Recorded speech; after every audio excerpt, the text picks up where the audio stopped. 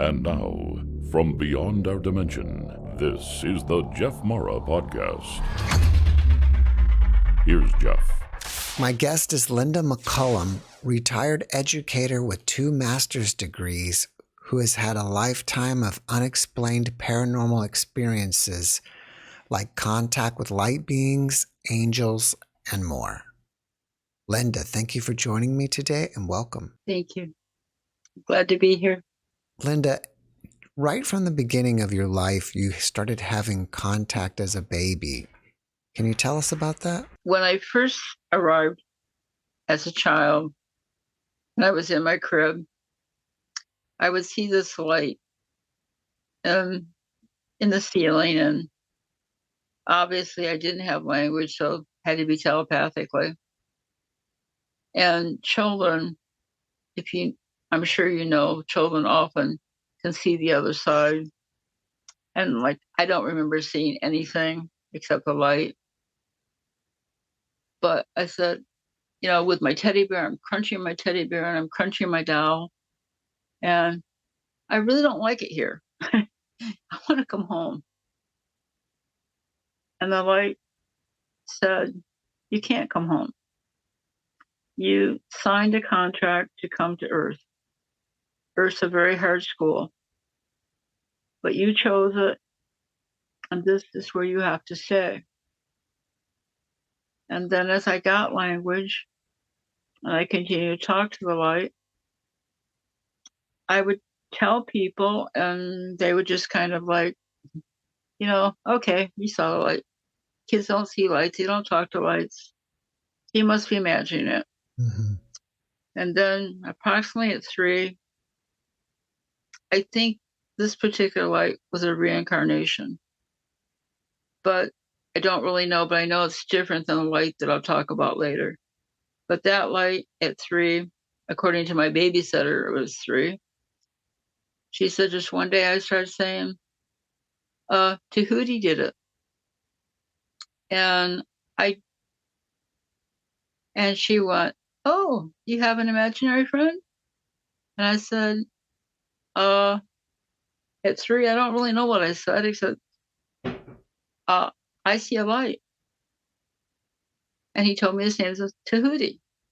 Well, at that time, I didn't know who Tahuti was, but he turns out to be an Egyptian god after 45 years of using the word as kind of a joke, like, Tahuti did it, And he goes, that's his Egyptian name, but some reason we call him most of the time by his English name, which is Thoth, which is Thoth. And so for years, I just used his name just as kind of a joke. I mean, I still would have communication a little bit, but not much. It tapered off. I guess probably because I was not seeing the veil anymore and seeing the other side. I don't really know. At 14, I was in my bedroom and 7 beings appeared, and my room looked like somebody had turned on a spotlight. I mean, everything in my room, it's been so long. It wasn't really glowing, I don't think, but it just lit up. And these beings came in white robes and they said, I have to come with, you have to come with us. And I guess I didn't think to argue with them. I didn't seem like I had much control over it, but they weren't threatening, even though apprehensive. And we went out my bedroom window or through the wall, however we did it. And I lived in a small cul-de-sac on a lake in Michigan, and I just flew over my neighborhood. They took you out of your body? I don't know if it was out of the body. All I know is that I went with them. Whether it was an OBE, I don't know. But I was with them. And at that time, I didn't even know what that word that was. And we traveled, like I said, over the neighborhood, over the lake. And the higher we got, we went through stars. Then it was dark for a really minute time. And then I ended up in a round room. And I don't know who opened the door, but I ended up in a room that was just pristine white. Not really glowing, but very, very white. And there were only two things in the room. One was, I guess, like a viewing bowl. It was huge, or big anyway, in the room. And the light. And the light was so bright, but yet I wasn't afraid. And he told me, and this is really crazy since I've looked up what the chosen one means, but he said, "You're a chosen one. And from now on, we're going to have meetings, or we're going to have lessons." And from then on, even today, occasionally, I go home now. I go home and he tells me something. But at that point, it was like a trigger. If I heard this, either an owl or a pigeon, some kind of hooting noise, a cooing noise, somehow I was transformed with the light. Who was the being that told you that you're the chosen one? Was it one of the seven or a different being that was there? It's what I call the light. I'm guessing most of you would call him God, but God is, I'm not comfortable just using God because he's the universal light. He's what we all come from, or he or she. Sorry to put a sex. I just call it the light. And there's no face, there's no body. It's just a light. He communicates telepathically. Several years, I got married, had a family, adopted a couple kids, raised one granddaughter most of my life, raised another granddaughter. My adopted children were abused, but now they're both very successful in doing what they need to do. My other two daughters became impaired, and so they still live with us. But so for years, he just kept telling me when it was time I would remember. And then probably in the last 10 years, things just really start happening. It's like now I talk to spirits. The council has always stayed with me, the seven beings, and they turned out to be light orbs. When I go home, home is undescribable. It's colors that you'll never see, that I haven't seen on Earth, and I also do art. And everything is a vibration. And it's just really hard to explain, but everything is one there.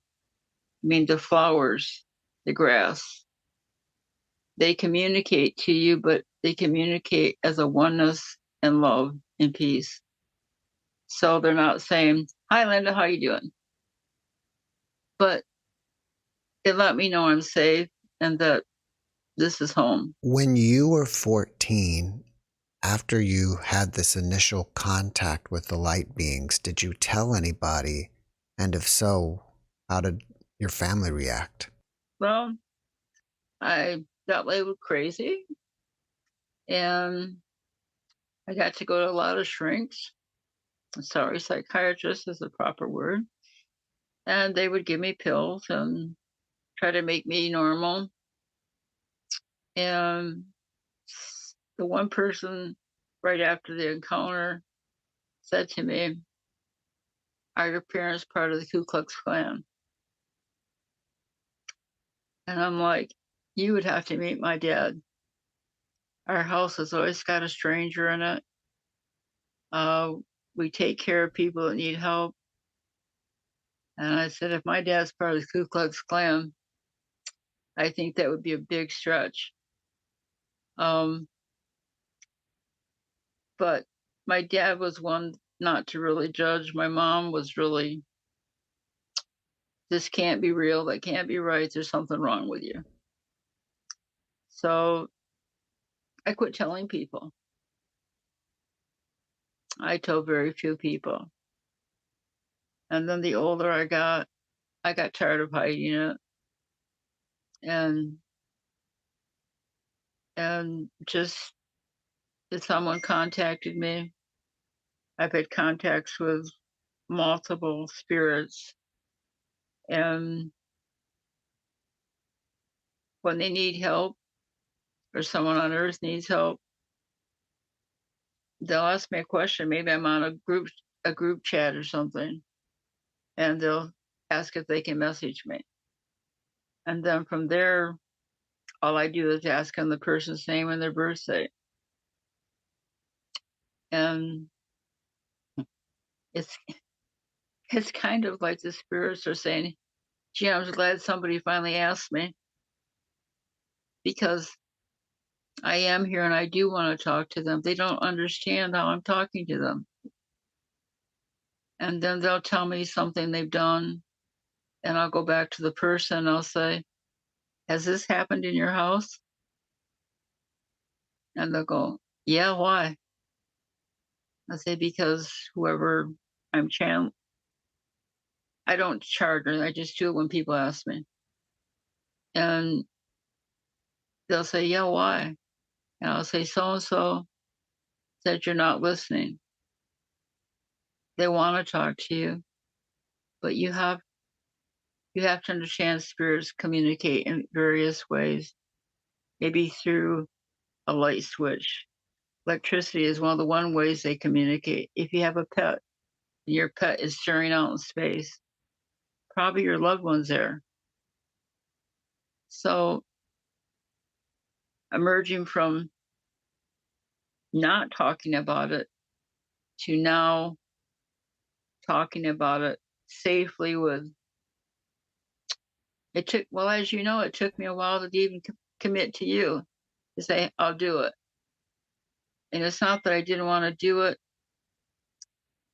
but then there seemed to be an urgency from my guides and from the light. And the light said, it's time to start teaching.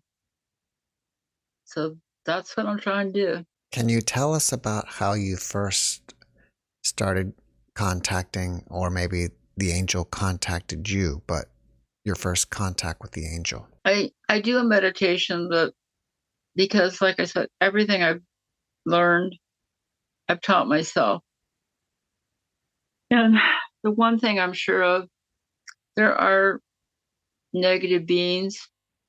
I don't want to call them demons, but sometimes they're like poltergeists or something, whatever name you want to give to them. But they don't always speak the truth. And so I create this bubble around myself. And the angel, I just ask, do I have an angel? And my spirits and my angels, they talk to me like I'm talking to you. Most of the time, they just talk to me. Sometimes they will give me kind of a jigsaw thing that I got to figure out. But the angel I ask for guidance from the light. If I had an angel, would they show me who it was? And Michael, whether he's the archangel or whoever he is, his name's Michael and he carries a big sword. And he's very authoritative and he's direct to the point. He tells me if I want to know something, he talks to me. And the 5 guides I have all stem from various things, like the one is a Native American that I met as a child and didn't understand who he was. I have 2 that I don't know where they came from exactly, but they are 2 different personalities. And Then I have one that's actually an alien, looks to be an alien. And then I have John. So it's kind of funny. I went to a psychic years and years ago before I came to Florida. And when I was leaving, she said, "You brought him here. You take him back with you." And I said, "Sure." She was a friend also. I said, "So you tell me what they look like." And so she described my guides. And so how I got them, I don't know. Just one by one, they would identify themselves. The light beings who came in my room, I didn't know they were light beings until many years later. And then when I was at home, they basically took off the robes and they said, "You don't need these robes. These robes are for people that don't understand us." And they turned out to be orbs who also communicate with me. But when I do a meditation, I'm in my protective bubble.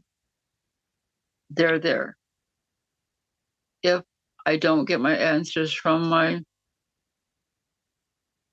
group, I ask permission to go home. And the light, so far, he's never denied me to come home. So, and when I get there, I travel to this wondrous place.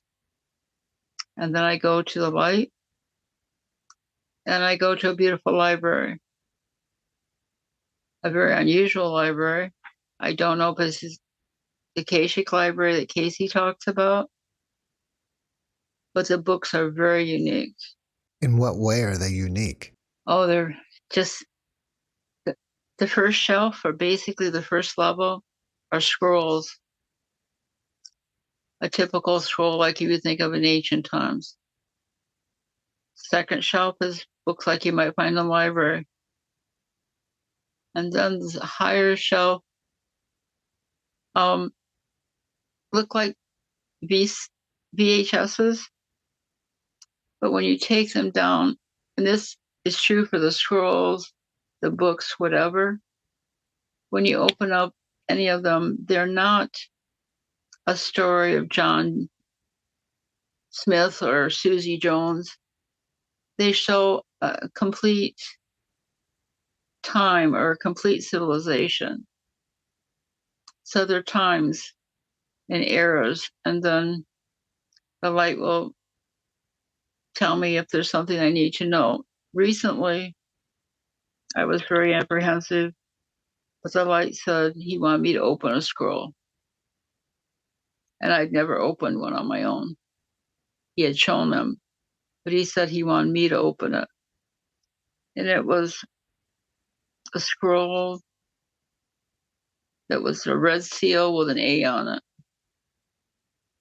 And when I opened it, it looked a lot like Earth, but there were no people. And the sky was purple. And there were vehicles, I guess. There was something flying around. And the light said, "This is what you need to know. There are multiple universes. And this is another universe." Or he used universe. The book that he has that's different from the library, if I do a meditation, sometimes he'll open that book up. One lady was afraid that she had broken rules with her family, okay, about religion. Even though I told her, the light isn't really care what religion you are. It's how you live your life. But I went home and he actually opened up his book and he said, "Tell her she's right here." And he pointed to the book and showed me the person I was meditating for. So the library has has pillars. I don't really see walls and things like Sylvia Brown talks about, but I see the library, and if I need to see a book, the light gets it down for me.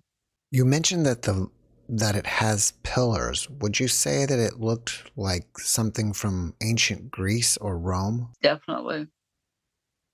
The pillars, if you had to give a name to the Roman Greco or like the Pathlon, I'm not sure I pronounced that right, but they definitely are ancient pillars, or what we would think is ancient pillars here on Earth. I don't really see walls so much. There are shelves, but is there a big ceiling? Is there big hallways? And do I have to check out a book or anything? No. It's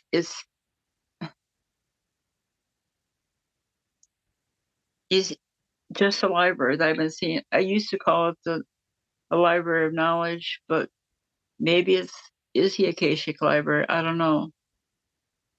But the light is always there, and we don't always open a book. Usually we just talk like you and me. He greets me by saying, "Welcome home, child. Do you have a question?" And then we talk. And I know this, no wonder they called me crazy, huh? But it's real. It's real. I mean, I've talked to spirits. I like one person committed suicide, and it was a brother of somebody. And she said, "Can you talk to him?" I said, "I'll try." And like I said, they want to talk. They're with us. And we don't understand that, I don't think. And he showed me where he hung himself. He showed me a desk. But the whole point of the story is, then I went back there to talk to his wife, who I didn't know. Somebody else, his sister, had asked me to go there. And he said, "I failed my family." This was during the Gulf oil spill. And he owned a business on the water. And they were losing it because of the spill. And so the sister asked me to go tell his wife. I got there, and the beam he showed me he hung himself on was gone. But when I stood in that room, this huge table, mammoth table, looked like maybe an antique. It was big. I could hear voices coming out of it. And it freaked me out. But then I saw the black desk, and he had told me to tell his wife to open it. But the business was open, but there was nobody in there. And I kept yelling for her name and saying, "I need to talk to you." But I left. And so I got the sister, and I said, "I can't find your sister-in-law. But I did find the desk. Tell her to open it." I said, "But something's wrong. The beam's gone where he hung himself." And she just gasped when she said, when he killed himself, she couldn't stand to be in the business and see the beam. She had it removed. I said, another strange thing was this table talking to me. I mean, not like the table got up and started mouthing everything, but voices came out of it. And she said, "That's almost impossible too." She said, "That's been our family for over 100 years. We brought it from Europe, and we made ropes on it. And I'm assuming you heard my relatives and the workers as they wove however you make a rope. They were sitting around the table talking." So she called the sister-in-law. She opened up the desk, and There was a letter in there that he had told me he had forgot to mail it, and that was the way they would get compensation from the Gulf oil spill to maybe save their business. The last I heard from any of them, the sister that the person that killed himself, sister said they mailed it, and that's the last I heard. I don't know if they saved their business, but that's how things come. I mean, the spirits, they just talk to me. When you go home now, do you do it through meditation or how do you travel there? Normally, I put myself in the bubble. I can't explain the bubble. Just somewhere along the line, as I was learning things, I was told to protect myself before I went into meditation. So whenever I do a meditation, the older I get, it's hard to do. But I sit on the floor, cross my legs, and light a candle and ask for protection from the light. And I go into my imaginary bubble. It's real to me, of course. And I invite my counsel, I invite my guides and my angel. And nobody else can be in there unless I'm meditating with my granddaughter, who's very much like me. She doesn't see, she's never seen the beings that I see, but we can be 1,500 miles apart. And we have communicated. She's an engineering student now, just went to the university. But she's able to communicate. Like if I have a question and I want to validate it, I'll ask her, she'll meditate with me in the bubble. So that's how I go home. And sometimes she goes in the bubble with me. And we don't talk about things. We just telepathically are able to understand each other. When she was before she started school, we played games about math and stuff. And so she's always been with me. I think she's been with me in multiple lives. And because of circumstances, her family life wasn't conducive to raising her. And so she's been living with me most of my life. And somehow I think we are connected. So the bubble, I go there. If for some reason Michael can't answer the question, the guides can't help, I will just ask to go home. And then, like I've said before, I just end up in this beautiful place. And it's full of light. Love is not really, I know most people use the word love, that they feel so loved. I just feel so comfortable. It feels, just like I said, it's home. I feel like everything there is vibrating oneness. And love, I guess, is how some people would describe it. But it's just the colors. I've often thought I'd like to try to paint it. And maybe someday I'll get around to it. But the water, every drop of water has a vibration, a music,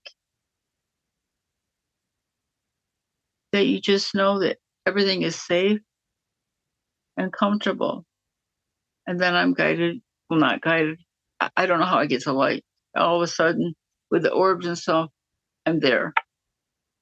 And the light, and I just talk. Can you talk a little bit more about how our loved ones on the other side are just right here and they're trying to communicate with us, but we just don't recognize it? Well, I'll tell you kind of a funny story first. And, I like to have a drink. And I went on a cruise, and I was in a dining room. And before I left, my sister was joking. She said, you better not have a drink on that cruise because Daddy will tip it over. Because Daddy never drank, so we always respected not having liquor in the house when we had dinners and things. I'll be darned, we got a fancy little room on the cruise just for my husband and I for our anniversary. And I had this fancy little goblet. And all of a sudden, that goblet just flipped right on over for no reason. And I said, I got it, Dad, but I'm still going to have a drink. I'll be careful. So and Daddy comes quite often. Mom kind of stays away. We couldn't quite communicate on Earth, and we have a little trouble communicating now. She comes occasionally. But to answer it directly, spirits are with us all the time. And oftentimes we're afraid. We think they're judging us. I can't say they don't judge us. I mean, they're still the same person they were when they left. But maybe you're sitting in your bedroom and all of a sudden you might see a shadow move by. And you go, did something move or didn't it move? So if you just plain say, if you have a person that's just nearly passed or someone you've been trying to contact, just ask and say, is this you, John? I'd love to talk to you. And if you listen, either they will communicate telepathically or they'll turn on a light. In my case, I have one that took me a long time to try to figure out who it was. I could feel something sitting on my bed. I could see the blanket indented until I said, okay, who are you? What do you want? It turned out to be someone that was in the hospital and a loved one that wanted me to see if I could help them. They communicate through tipping something over. Electronics are the way they usually communicate. So when I do a meditation, to make sure that they don't interfere, electronics seem to interfere with getting what I feel clear communication sometimes. So I will turn, if I'm doing a meditation, I'll turn it off. But if you're a person reaching out for somebody, maybe your phone's going to ring for no apparent reason. Maybe they like to watch an old movie like Bonanza or something. Maybe your TV will all of a sudden, Bonanza will be coming on next. And it's not a coincidence. It's them saying, remember? So it's very subtle things. Maybe you'll pass by a bakery and all of a sudden in the window is their favorite dessert. So you have to be open and believe that they're there. Most recently, a lady from Barcelona saw me on just a near-death chat channel, and she asked if I could help her. And I got so many mixed signals, so I actually called her. She said, call her in Barcelona, so I did. And I said, was your mother very kind of a tough case where she was always upset? And did she smoke? I said, because she's very unhappy. Your dad, on the other hand, is showing me love. And she said, oh my God, she said, Mom was always upset and she smoked all the time. I said, well, she's showing me some kind of beads. And she said she don't want to talk to anybody right now. She's not mad. She just doesn't want to talk now. Well, my daughter lost her fiance. And so I went for a ride, and all of a sudden she texts me and she said, I think my mother's here. She said, I smell her smoke. Oh, I have to back up. The mother told me there were some beads she had to find. And the woman said, there are no beads. So I thought they were rosaries or something.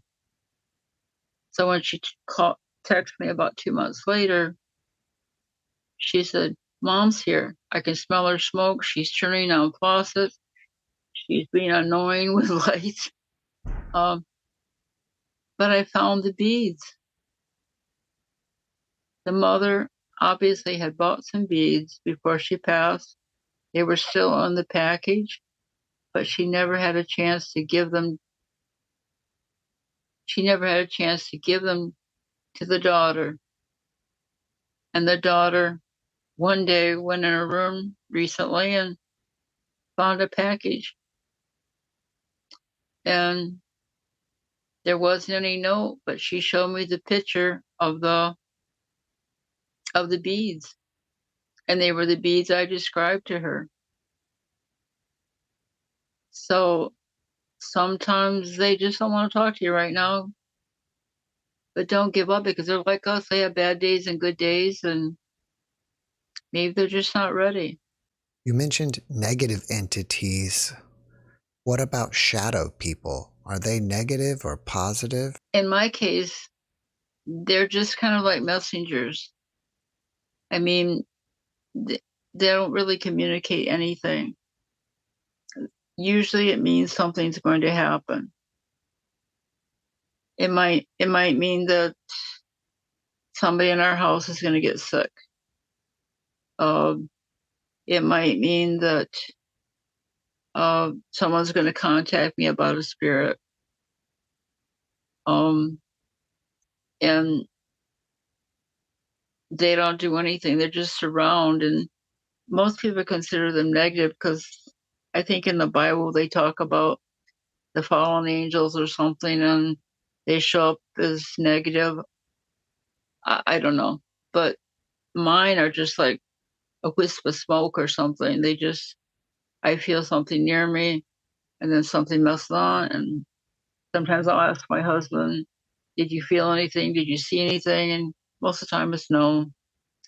And then something will happen. And like I said, I just lost, my daughter went home and found her fiance dead. And it wasn't from drugs, but they're thinking it was a heart attack. This about 3 weeks ago now. And I had been having a real anxious feeling, or like something was going to happen. And he was an ex-Marine SEAL, healthy as far as we know. And I don't know if that's what the shadow people came for, but he did die. And I did a reading for him about a year ago about his experience in Fallujah. I think he's in Afghanistan, but I'm not sure. And he was a sniper. So I don't know if that was what it was, but then I was on a show doing a Zoom, and he always wore a hat. And when I was on the Zoom meeting, I had said, I've just lost this person. I hope he joins the meeting. Well, as somebody else was talking, this baseball cap kept showing up in the background when this other guy was talking. And I kept trying to logic it out that, it was a palm tree, that it was maybe a coconut or a leaf. But I'm pretty sure it was Nick saying, I'm here. And the baseball cap moved like 3 or 4 times in the background. And whether it was Nick, I don't know. But he always had a Marine baseball cap. So they communicate. And these shadow people, again, like everything in my life, I have to play it by ear, because I taught myself Reiki. I had no clue it was Reiki. until I met a couple Reiki masters. And they said, how long you been doing Reiki? I'm like, what's that? But I've been doing hands-on healing, not curing people, but if someone has a backache or something, can find the energy and remove the negative energy. And for the most part, it works. Sometimes it doesn't, but for most people, it works. So as the shadow people, to me, they are just messengers, just to let me know something may be going to happen. So I've heard that there's supposed to be demons and there's supposed to be this and supposed to be that. Maybe some people, shadow people are, I don't know. I just did a meditation with my one granddaughter who's 14 because she was seeing a shadow person in her room. And I asked the person to leave because he was scaring her. And she didn't tell me what he looked like. And then when I was done meditating, I said, is this what your shadow person looks like? And she said, yes. I said, whoever he is, he says he's a protector. His initial starts with a D. And that he's someone that your dad, my son, knew in a past life. Either this life, but either way, he's in spirit form now. And he refuses to leave. And shortly after that, she got grounded for breaking some rules. So maybe that's why he was there. But, and I even asked the light to have him leave. He said he's not going to leave. He's been assigned to be with her. And so I told her that. I said, you don't need to be fearful of him, but he's going to stick around. So I hope that answered your question a little bit. I kind of ramble, I know. No, you did great. Can you tell us any more that you know about reincarnation? Often people think, well, depending on your religious preferences, that once you're gone, you're gone. But I disagree. I have 2 biological daughters and 2 adopted daughters, or 2 adopted children that were severely abused. And yet they became part of our family. And my youngest daughter, who's biological, she has told me of reincarnation. I probably have about 15 that I've documented. And the thread, you don't have to come back when you die, but you choose to come back. You come back for some reason. And I think my reason for coming back in Ethiopia, I was a black warrior. And doesn't look like a black warrior, but, I was. And as it progressed, I found myself wearing a prayer hat. Don't know what religion, but it looked like a prayer hat. And children were all around me. And I was teaching them that you have to learn how to protect yourself. But the most important thing is love and learning to live and honor your fellow man. The person that I told you about that scared me all my life, the ghost, when my father died, I went to my old bedroom. I said, hey, it's about time you tell me who you are. And I said, you've been scaring me for 60 some years, and now you've become a spirit, I guess, but I don't know. Who are you? And he said, when I was with my tribe, he gave me their name. I can't remember. It's written down someplace. He said, we were called the Ancient Ones. And he said, you ascended on a cloud. You taught my people many things. And then when you were done teaching, you just ascended back on a cloud.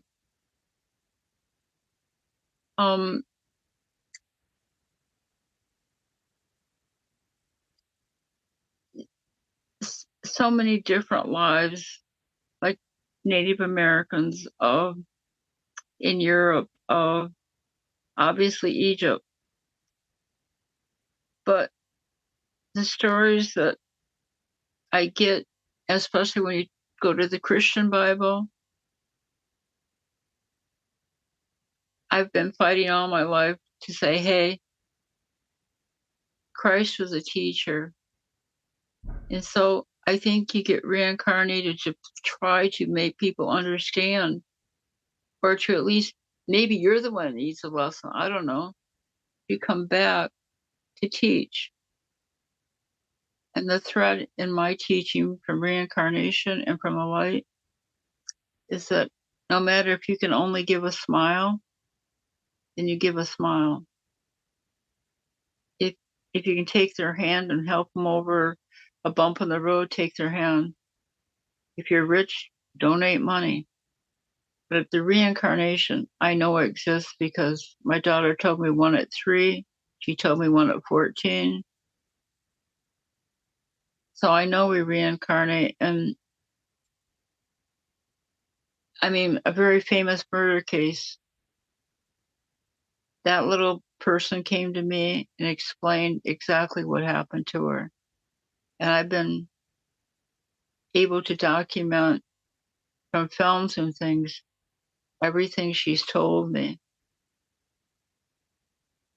And I think the other thing is we keep coming back to teach people not to judge.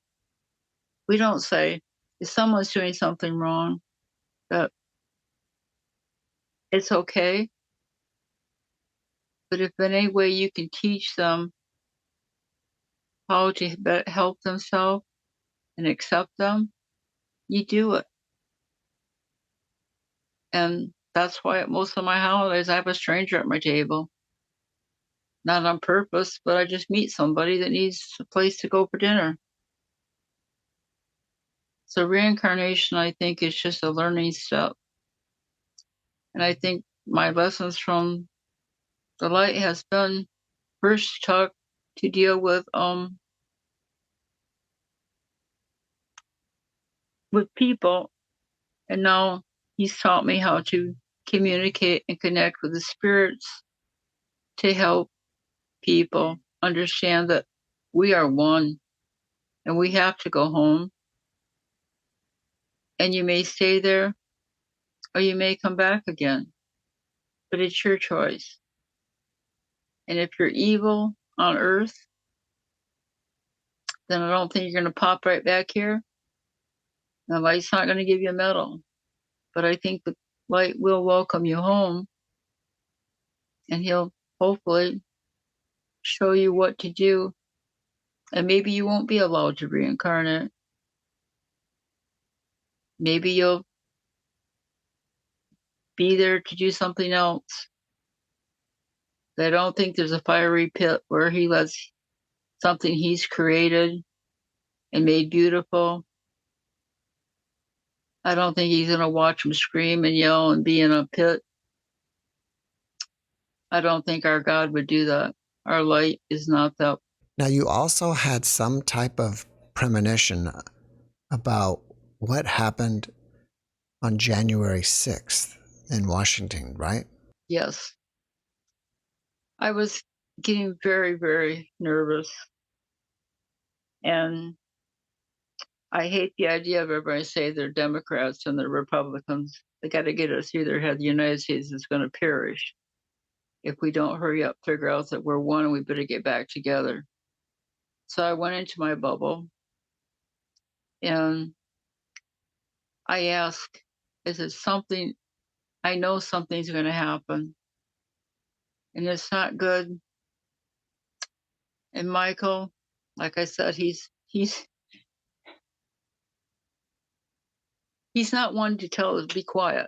He talks. And in this case, he took over the meditation. He said, yes, It's going to be very bad. He said people will be hurt. It's something that we've never, like I said, he doesn't just talk in sentences, but telepathically he told me. And then when I don't seem to get the point, he uses his sword and he puts words on it. And he just kept flashing the word danger, danger, danger. And what he told me, that there would be 2 bombs found in Washington, D.C. And of course, that really scared me because most of my things come true. When a spirit comes to me and they tell me something, I know it's going to happen. I mean, we get a whole progress on that even. But, and he said, there'll be 2 bombs, but there's no danger because there's no cleanup. And I said, how can you have a bomb if there's no cleanup? It doesn't make sense. On January 6th, I don't know if it was on the 6th or it was prior to the 6th, the day before.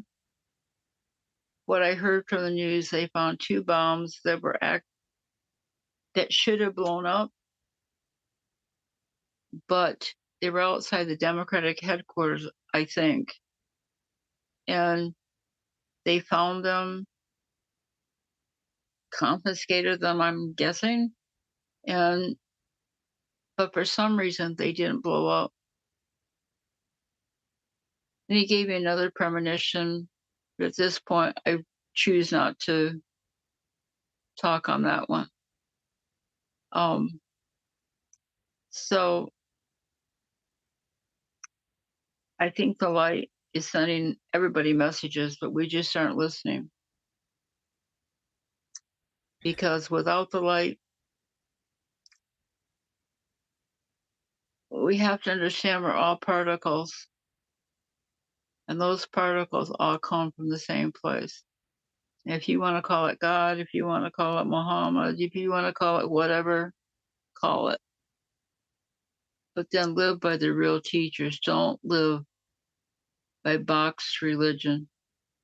Because boxed religion was written by man to control man. They took the teacher's words and they turned them into their words. We need to understand everybody has something to give, and something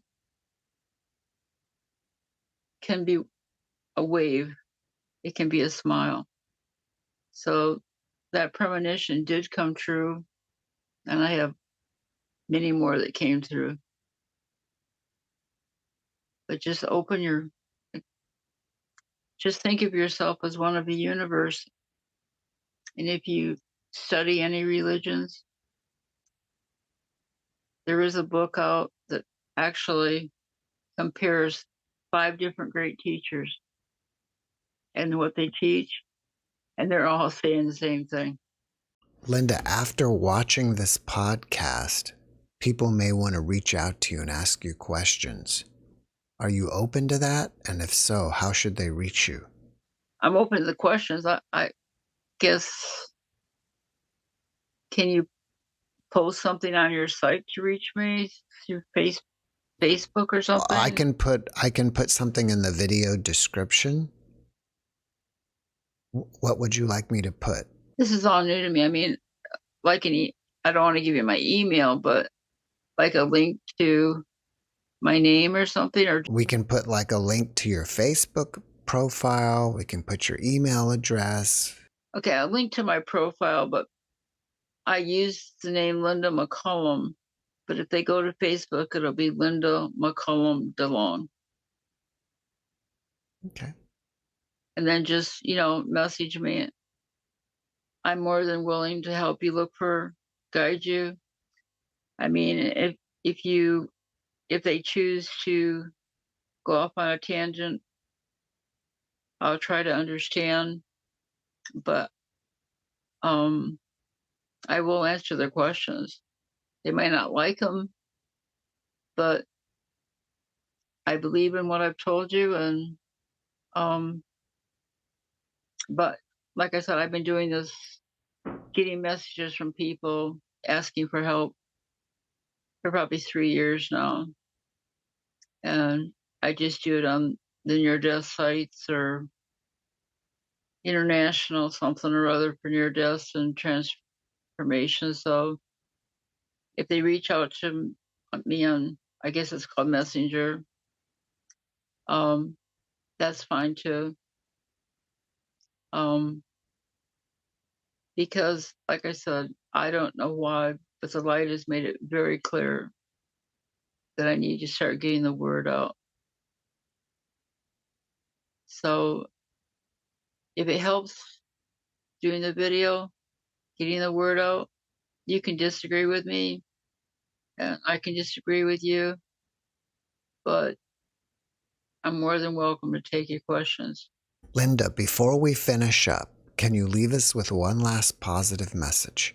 Remember that you're one and give whatever you can in love and acceptance to your fellow man. Linda, thank you for that message, and thank you for being my guest. Thank you for having me. Thanks for watching the JeffMara podcast. I really appreciate you. Another way to show support is through YouTube memberships. And if you do, there are loyalty badges and other perks depending on your level of membership. All you need to do is click the join button underneath the video to find out more. Thank you for your support.